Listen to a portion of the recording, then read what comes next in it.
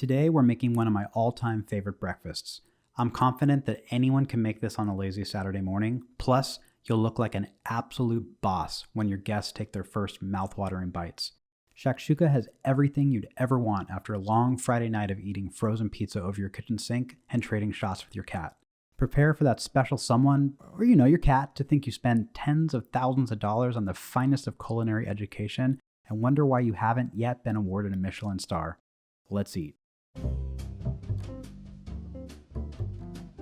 Let's start by cutting up our pepper. Cut the bottom off to expose the inside and carefully carve around the seeds, avoiding the white bitter stuff. Throw the core away because honestly I have no idea what you can do with it outside of planting more peppers. Thinly slice your pepper into strips and set them aside.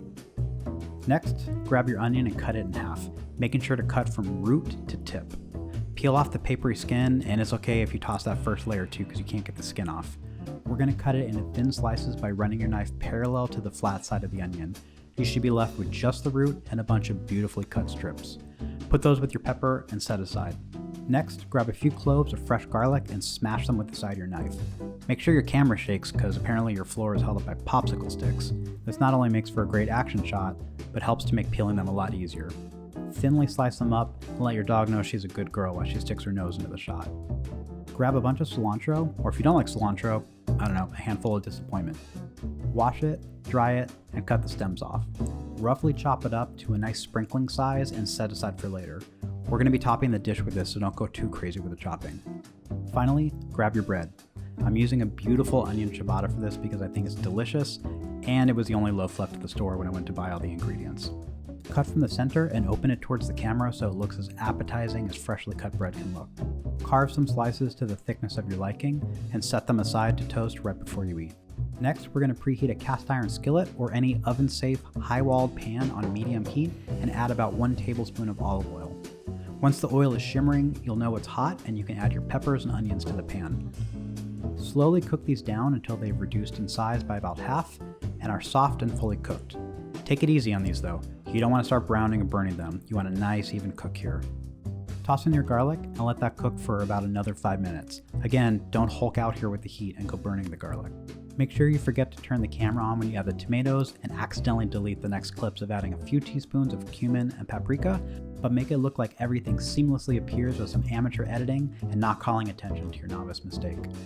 Let this sit and reduce down by about half or until the sauce is thickened up and you can easily draw a line in the pan with your spoon.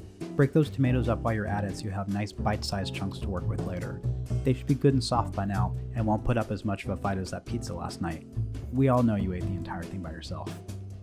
And so does your cat. Once everything is reduced, go ahead and add your feta, and then add a little more feta. You know what? Just add the whole box. It's breakfast, and let the cheese gods judge you if they dare. Mix that up until the cheese is fully incorporated and pat everything flat with a spoon.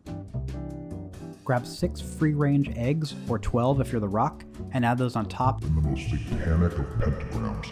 In a roughly 5-pointed star-shaped pattern with one in the middle. Kill the heat, grab some oven mitts, and place the whole pan in a preheated oven at 375 degrees Fahrenheit for about 7 to 10 minutes or until the eggs are just set. You'll want a little bit of runny yolk at the end.